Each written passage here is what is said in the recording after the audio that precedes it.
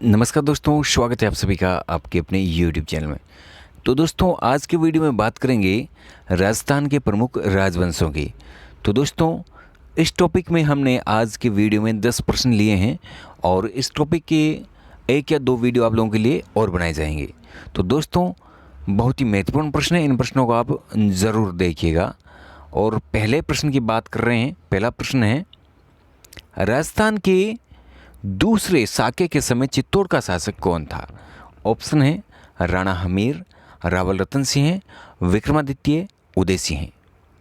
तो दोस्तों, इस प्रश्न को बड़ा ध्यान से देखिएगा। पूछा है राजस्थान के दूसरे साके, यानी राजस्थान का दूसरा साका था और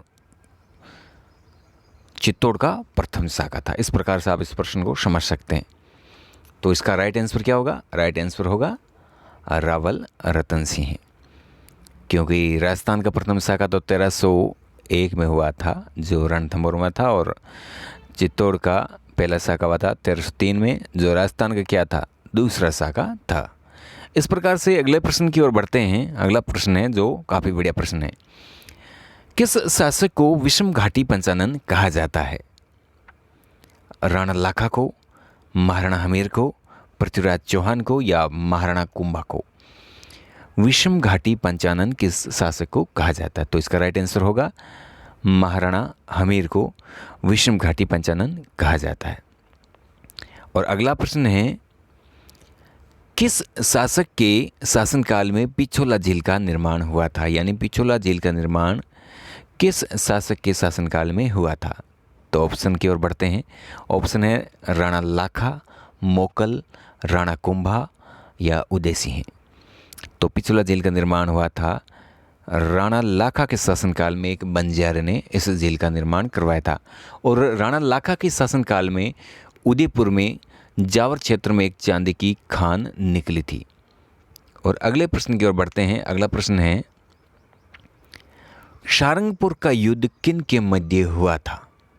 सारंगपुर का युद्ध किन किन के मध्य हुआ था? तो ऑप्शन है कुंभा व मेहपा पंवार, रतन सिंह व अलाउद्दीन, कुंभा व मांडू सुल्तान महमूद के मध्य, मालदेव और शेरशाह सूरी के मध्य।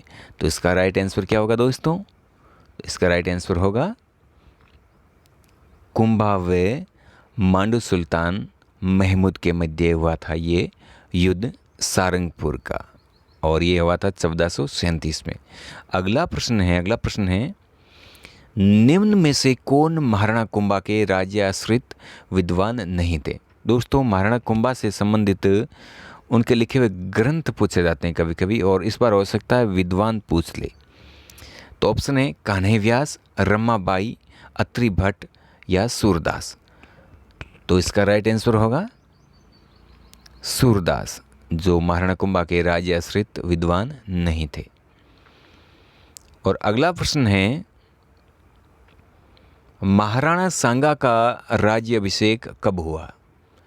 महाराणा सांगा का है जो राज्याभिषेक कब हुआ था? ऑप्शन 24 मई 1509, 12 अप्रैल 1482, 24 अप्रैल 1502 और 24 मई 1519।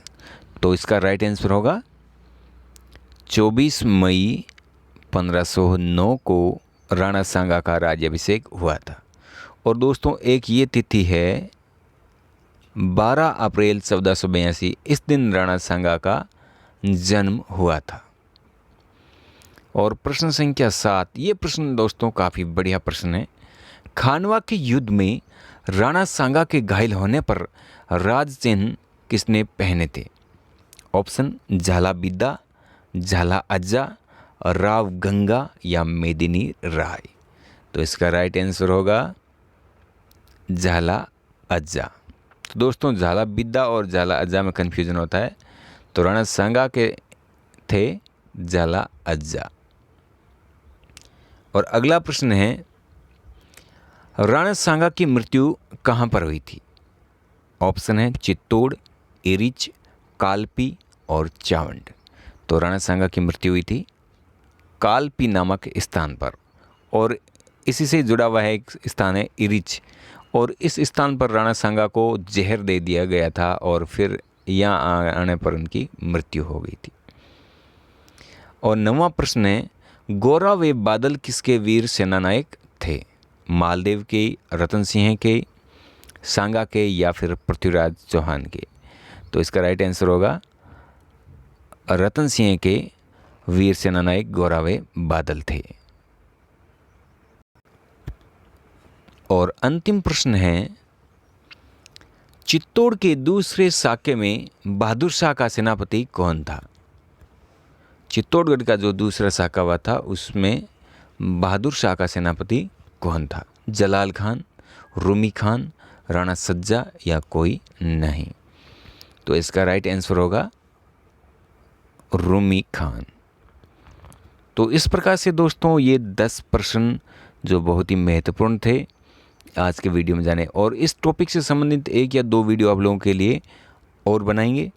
इसलिए दोस्तों आपसे रिक्वेस्ट रहेगी इस चैनल को सब्सक्राइब ज़रूर कर लीजिएगा ताकि आने वाले नए वीडियो आप लोगों को ज़रूर मिलते रहें। धन्यवाद।